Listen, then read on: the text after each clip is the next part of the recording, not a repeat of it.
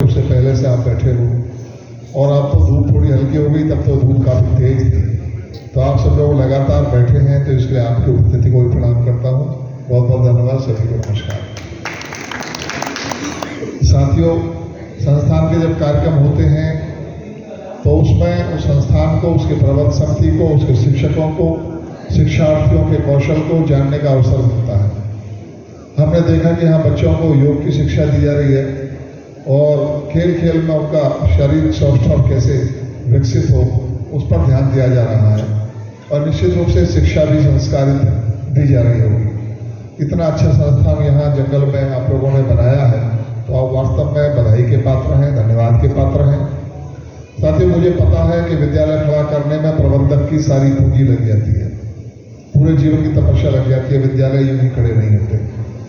ये सही है कि उसको रंग और रोगन देने का काम और उसको उन्नति देने का काम शिक्षक करते हैं, लेकिन विद्यालय ना हो, संसाधन ना हो, तो भी एजुकेशन प्रभावित होती है। तो इसलिए दोनों के जरूर यहाँ योगदान से बच्चियाँ अच्छी शिक्षा प्राप्त कर रही होंगी, ये मेरा पूरा विश्वास है। कुछ जानकारियाँ यहाँ मिली हैं। इंटरमीडिएट तक ये संस्थान चल रहा है, कई साल से मान्यता प्राप्त, 2012 से शायद मान्यता प्राप्त, 2012 से ना 6 से 2006 से स्कूल चल रहा है। इंटर की मान्यता कब हुई? 2012 से इंटर का मान्यता प्राप्त है। तो इसमें बच्चियों को अच्छी शिक्षा दी जा रही है और इस जिले में 2 ही बेटियों के विद्यालय हैं, उनमें से एक ये है। तो ये अच्छी बात है, मैं उनकी प्रशंसा करता हूँ। साथियों, कहने के लिए तो बहुत कुछ है, लेकिन अब जब कार्यक्रम ज़्यादा खिंच जाता है तो बोलने का मन कम हो जाता है। ये लगता है सुनने वालों का भी मन कम होगा और अपने को भी लगता है कि बहुत खिंच गया। तो कार्यक्रम के जो हमारे संचालक हैं वो भी बहुत स्लो मोशन में, आराम से स्लो, धीमी गति के समाचार वाले हैं। तो कोई थोड़ा बहुत मनोरंजन करते रहे, थोड़ा बहुत नारे से लगवाते रहे, थोड़ा बहुत जागृति से बनाए रखें, उसकी बजाय सोते सोते सा वातावरण बना रहा। तो इसलिए भी थोड़ी सुस्त साथी है, लेकिन मैं कुछ बातें आपके बीच में रखना चाहता हूँ। साथियों, हम इस समय बैठे हैं, कल ही हमारे उत्तर प्रदेश के लोकसभा के 51 साथियों के टिकट घोषित हुए हैं। मोदी जी ने जो इस बार नारा दिया है कि इस बार 400 पार, तो अब की बार 400 पार करने का मौका आ गया है, उसके बहाने पर हम लोग बैठे हैं। तो इस समय का समय बहुत कीमती है, मंच पर बैठे हुए लोगों का भी और सामने बैठे हुए लोगों का भी बहुत कीमती समय है। इसको ज़्यादा जाया नहीं करना चाहिए। हम सब लोग इस संकल्प की पूर्ति के लिए लगे, और इसलिए लगे कि केवल इसलिए नहीं कि हमें मोदी को प्रधानमंत्री बनाना है, हम इसलिए लगे कि हमें अपने बच्चों का भविष्य बेहतर बनाना है। हम सब लोग महसूस कर रहे होंगे 10 साल पहले का यह वातावरण कैसा था और अब मोदी जी के आने के बाद का वातावरण कैसा है। मैं 2018 के चुनाव में यहाँ पर थाना भवन विधानसभा का चुनाव प्रभारी था, जिस समय मृगांका जी यहाँ लोकसभा का चुनाव लड़ रही थी। उस समय मुझे यहाँ लोगों ने बताया था, चूंकि 2017 में ही योगी जी की सरकार बनी थी और उससे पहले सपा की सरकार थी, तो स्थिति ये थी। उन्होंने बताया मुझे कि साहब, वो ऐसा समय था कि बस के अंदर भी कोई बहन बेटी बैठकर अपने परिवार के साथ 4 बजे के बाद नहीं जा सकती थी, और 4 बजे के बाद शाम को अपने परिवार के साथ, अपने भाई या अपने पति के साथ भी मोटरसाइकिल पर बैठकर भी नहीं जा सकती थी। ऐसा यहाँ वातावरण था। उसके गहने सुरक्षित नहीं थे, उसका सम्मान सुरक्षित नहीं था। लेकिन 17 के बाद वो ऐसा वातावरण बदला कि मुझे किसानों ने बताया कि साहब, एक दिन मैं ट्यूबवेल पे चला गया, ट्यूबवेल चलाने के लिए, ट्यूबवेल चलाकर, और फिर मैं अपनी मोटरसाइकिल वहां खड़ी करके भूल गया, घूम घाम कर खेत पर घर आ गया। अगले दिन सुबह गया तो मेरी मोटरसाइकिल वहीं सुरक्षित खड़ी थी। ये 2018 में इतने कानून व्यवस्था आपकी भाजपा ने घोषित कर दी थी। आज वो समय है, और तो वो समय था कि आपके समरसेबल भी खोलकर लोग ले जाते थे। वो भी समय आया जब लोगों ने समरसेबलों को, किसानों के समरसेबलों को नीचे डुबा दिया था। वो समय भी आप लोगों ने देखा और झेला है।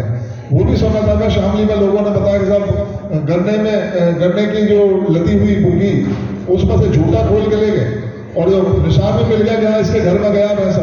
तो इसको जाके कंप्लेंट की कि इसके घर में भैंसा बंधा हुआ, इसने हमारा भैंसा ले लिया।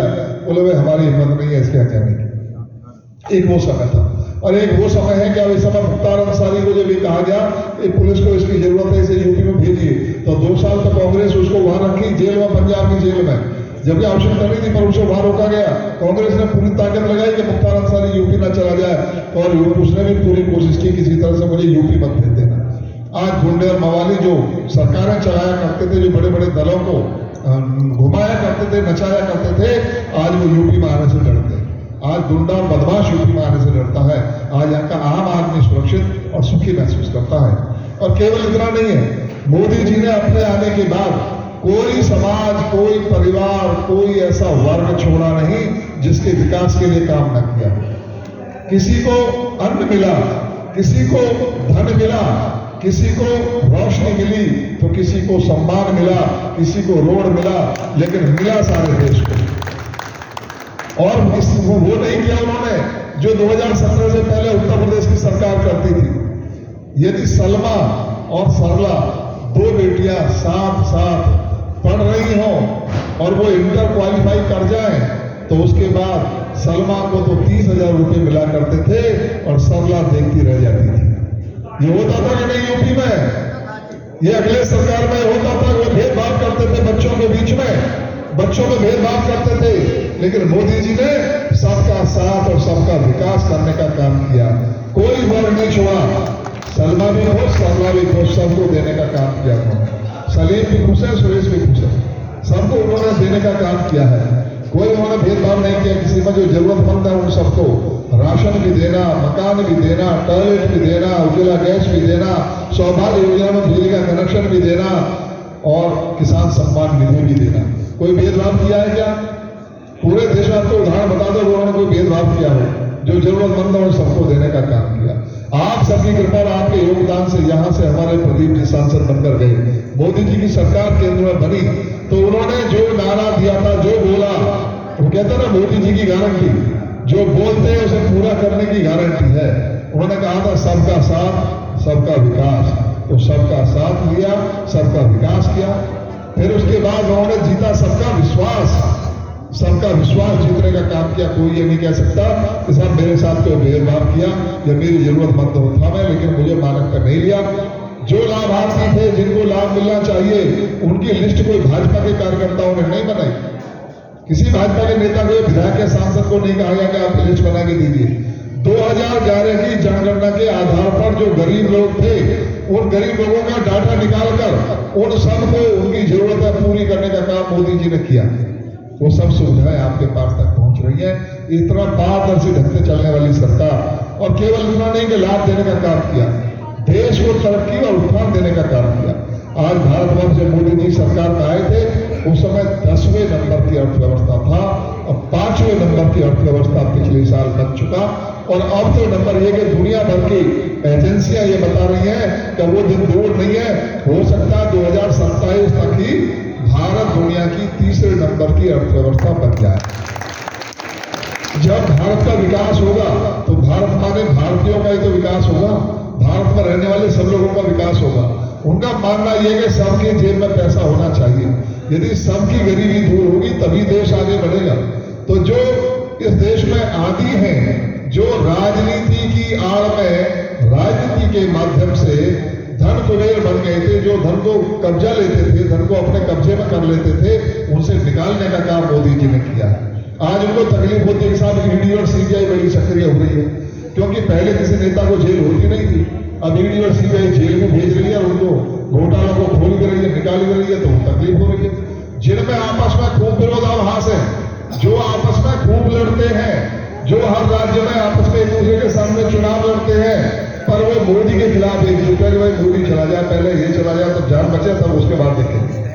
तो वे जो गुंडे और मवाली इकट्ठे हुए हैं, उनके खिलाफ आप सबको, सज्जनों को, भले लोगों को भी अपनी भूमिका निभाने की आवश्यकता है, क्योंकि समाज का जब भी नुकसान होता है वो सज्जनों की चुप्पी से होता है। समाज में दुर्जन ज्यादा नहीं है।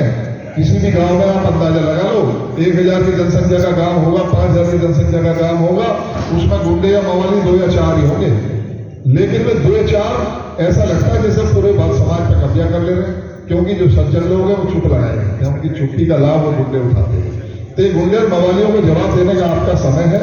आपको जो वोट देने का अभियान मिल रहा, अधिकार मिल रहा है, उसका उपयोग करने का समय है। एक एक वोट मोदी जी के पक्ष में जाए, ये भी आपसे निवेदन करता हूँ। साथ ही साथियों, मैं एक और बात कहता हूँ, हमारे देश में, हमारे शिक्षकों में, हमारे शिक्षण संस्थानों में पोटेंशियल है, क्षमता है। हमारे देश के बच्चों में क्षमता है। हम अपने बच्चों में भरोसा करें, उन्हें वातावरण देने की कोशिश करें, तो वो इतना आगे निकल सकते हैं कि लोग कल्पना नहीं कर सकते। साथियों, हमारे देश में जो वैज्ञानिक शोध किया करते थे, तो उन वैज्ञानिकों की या तो हत्या हो जाती थी या दुनिया की ताकतें उन्हें खरीद लिया करती थी। लेकिन जब जब भाजपा की सरकार आई तो उन्होंने संरक्षण दिया वैज्ञानिकों को, डॉक्टरों को, तो हमारे लोगों ने कमाल करके दिखाया। अटल जी की सरकार थी तो अटल जी के नेतृत्व में भारत ने पोखरण में परमाणु परीक्षण करके दिखाया, दुनिया को यह साबित कर दिया कि भारत एक परमाणु शक्ति संपन्न देश है। अब सरकार बनी मोदी जी की, तो मोदी जी ने अपने देश के वैज्ञानिकों पर भरोसा किया, तो हम उनको संरक्षण दिया। तो देखिए, दुनिया के कोई देश के वैज्ञानिक, हम समझते हैं कि दुनिया की एजुकेशन अच्छी है, यदि ऐसा होता तो वहां के लोग वो कर पाते जो भारत नहीं कर पाया। भारत ने वो कर दिया जो वो नहीं कर पाए। मैं आपको ये बता रहा हूं, एक ही रॉकेट इंजन से 103 सैटेलाइट उन्हीं की कक्षा में प्रक्षेपित करने का काम सफलतापूर्वक भारत के वैज्ञानिकों ने किया कि नहीं किया। ये मोदी जी के संरक्षण में उन्हीं बच्चों ने, जो दूसरी देश के पढ़े हुए बच्चे हैं, वे कोई दुनिया में पढ़ के नहीं आए, भारतवर्ष से पढ़ के वो आगे गए हैं।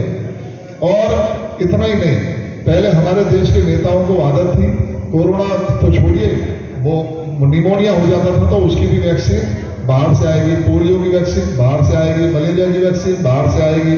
अपने यहाँ पैदा नहीं करते थे, तैयार नहीं करते थे, क्योंकि बाहर से लेने में मोटा कमीशन मिलता था। मोदी जी ने अपने वैज्ञानिकों को संरक्षण दिया, समर्थन दिया, तो एक दो नहीं, 4 वैक्सीन डेवलप करने का काम हमारे देश के वैज्ञानिकों ने किया। और फिर देश को 200 करोड़ से ज्यादा टीके तो अपने देश के नागरिकों को मुफ्त में लगवाए उन्होंने।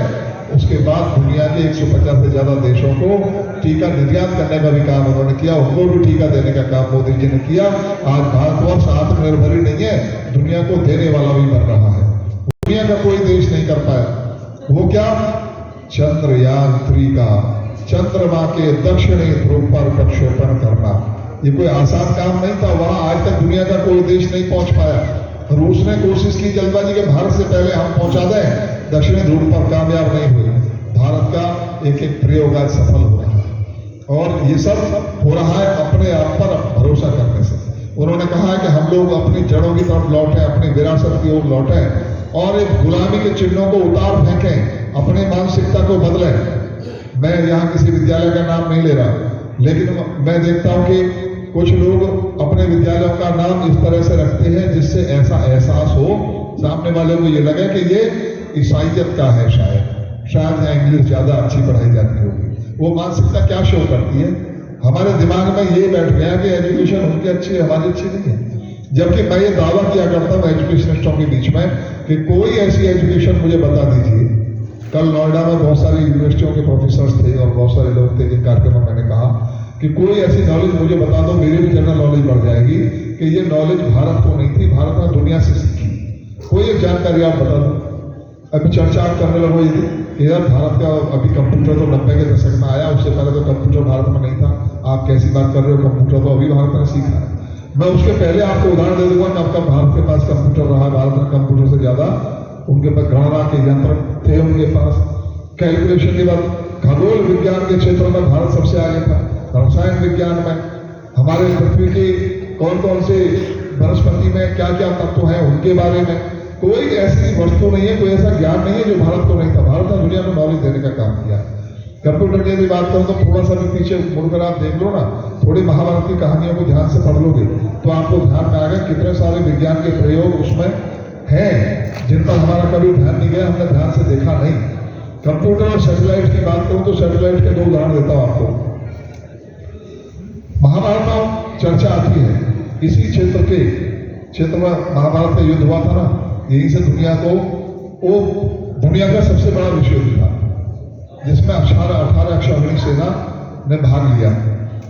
तो उसमें हस्तिनापुर में बैठा हुआ संजय धृतराष्ट्र को कुरुक्षेत्र में क्या हो रहा है, जो सैकड़ों किलोमीटर में फैला हुआ युद्ध था, उसको बता रहा था कि वहां ये हो रहा है, अर्जुन ने ये किया, उसने ये किया, उसने ये किया। वो सब बताने का कौन सा तरीका था? यदि सैटेलाइट नहीं था, यदि दूरदर्शन नहीं था, तो और कौन सी टेक्नोलॉजी थी जिसके माध्यम से संजय वो सब देखकर बता रहे थे धृतराष्ट्र को? तो ये साबित करता है कि सैटेलाइट की नॉलेज भारत के पास थी। दूसरा उदाहरण देता हूं, जब बर्बरीक आता है और वो अर्जुन और कृष्ण पूछते हैं कि तुम्हारे पास क्या नॉलेज है, तो वो बताता है सामने वाले वृक्ष के सारे पत्तों को छेद कर मेरा तीर वापस मेरे सर्कस में आ जाएगा। बोले करके दिखाओ। अभी मैं आपको बता रहा हूँ, ये कंप्यूटर का प्रयोग है। आजकल हम लोग करते हैं कि जैसे कोई विदेशी विमान आ रहा है तो हमारा जो वायरलेस है, जो हमारा एपरेटस है, उसको स्कैन कर लेता है कि विमान आ रहा है, तो उसको स्कैन करने के बाद मिसाइल को कमांड दे दी जाती है, तो मिसाइल उसका पीछा करती है, उसे छोड़ती नहीं है, फिर वो ऊंचा जाए नीचा जाए उसको छेद देती है, वापस नहीं आ पाती। उनके पास तो वापस आने की भी टेक्नोलॉजी थी। उसने स्कैन किया उस पेड़ को, स्कैनिंग शब्द बोल रहा हूँ, आज की भाषा में आप समझ जाओगे। स्कैन करने के बाद उसने अपने तीर को कमांड दे दी, तो तीरवा ने मिसाइल को कमांड दे दी, गाड़ी की मिसाइल को कमांड दे दी। तो कृष्ण जी ने एक पत्ता तोड़कर अपने पैर के नीचे दबा लिया, लेकिन चूंकि वो तो स्कैन हो चुका था, तो तीर जो है मिसाइल जो है वो सारे पत्तों को छेद कर उस पत्ते पर भी आ गई जो उनके पैर के नीचे था। उन्होंने अपना पैर हटाया तो उसको छेद कर वो वापस उनके सर्कस में वो तीर वापस आया, यानी कि वो मिसाइल वापस आ जाती थी अपना काम करके। अभी तो वापस आने वाली टेक्नोलॉजी अपने पास नहीं है, उनके पास थी। तो कंप्यूटर का प्रमाण वो सब करता है। और यही नहीं, और दूसरा उदाहरण देता हूँ जीपीएस लोकेशन का। हम लोगों को महाभारत का यह ध्यान होगा कि जब जयद्रथ का और अर्जुन का युद्ध हो रहा था, तो जयद्रथ की मृत्यु करनी थी और उसका सर काटकर, उसको वचन था कि उसके पिता ने आशीर्वाद दे रखा था कि यदि इसका सर कटकर पृथ्वी में गिरने का कारण जो व्यक्ति बनेगा उसके सिर के 1000 टुकड़े हो जाएंगे। तो कृष्ण जी ने वो कौन सी लोकेशन उनको दी थी, लोकेशन बोल रहा हूँ, है ना। उन्होंने बताया था ना कि इसके पिताजी फला मन में बैठे हुए तपस्या कर रहे हैं, तो आपको इस तरह से गर्दन काटना कि उनकी गोदी में जाकर गिरे। अभी यदि मैं आपसे लोकेशन मंगाऊं तो आप लोकेशन भेजोगे तो 3 मीटर के सराउंडिंग एरिया की लोकेशन आएगी। 10 फीट की लोकेशन, 10 फीट से छोटी नहीं आती। लेकिन वो कैसी लोकेशन थी जो कृष्ण जी ने अर्जुन को दी, और अर्जुन ने जो अपने तीर को कमांड दी उस मिसाइल को, तो गर्दन काटकर उनकी गोदी में जाकर गिरी। तो वो जो गर्दन उसके पिता की गोदी में जाकर गिरी, वो गोदी जो है 1.5 या 2 फीट से ज्यादा चौड़ी तो नहीं हो सकती ना। तो ये कौन सी उनके पास टेक्नोलॉजी थी, कौन सा जीपीएस सिस्टम था। तो ये बहुत सारी चीजें हैं, यदि थोड़ा सा भी ध्यान देंगे अपने कथानकों पर, तो महाभारत काल में पता लग जाएगा कि भारत कितना विकसित था, विज्ञान के क्षेत्र में कितना आगे था। आज भी टेक्नोलॉजी वहां तक नहीं पहुंची। हमारे साथ के बहुत सारे लोग, हमसे बुजुर्ग लोग भी बैठे हैं, परख नली शिशु के बारे में 50-60 साल पहले सुना होगा, उससे ज्यादा पहले तो नहीं सुना होगा कि परख नली से भी शिशु विकसित किया जा सकता है। लेकिन यदि भारत की तरफ मुड़कर देखोगे, अपने इतिहास की तरफ मुड़कर देखोगे, तो अभी भी वो टेक्नोलॉजी नहीं आई कि किसी महिला का गर्भ क्षीण हो जाए तो क्षीण गर्भ को आप बच्चे के रूप में डेवलप कर सको, वो टेक्नोलॉजी नहीं आई। लेकिन विश्व अपने व्यास जी ने गांधारी के नष्ट प्राय भ्रूण से 100 स्वस्थ बच्चे तैयार करने का काम किया था कि नहीं किया था। वो 100 स्वस्थ बच्चे जो उन्होंने घड़ों में यानी तरंगली में तैयार किए थे, क्या वो टेक्नोलॉजी आज भी दुनिया के पास है? वो टेक्नोलॉजी भारत के पास थी, और उनमें एक भी बच्चा बीमारी से नहीं मरा। वे सारे स्वस्थ बच्चे थे, युद्ध में लड़ भिड़कर मरे, लेकिन बीमारी से एक भी नहीं मरा। तो ऐसा अपने पास टेक्नोलॉजी और ज्ञान रखने वाला भारत दुनिया में सर्वश्रेष्ठ था, सर्वश्रेष्ठ है और सर्वश्रेष्ठ बनेगा यदि हम अपने बच्चों पर भरोसा करें, उनको वातावरण दें, उनकी तैयारी कराएं। आज हमारी सरकारें बीजी शक्ति योजना के तहत लैपटॉप बांट रही है, टैब बांट रही है। आज उसका एक कार्यक्रम था जो योगी जी ने किया था, तो उसमें अब तक 20 लाख बच्चों को हम लोग मोबाइल बांट चुके हैं, टैबलेट बांट चुके हैं यूपी सरकार के द्वारा।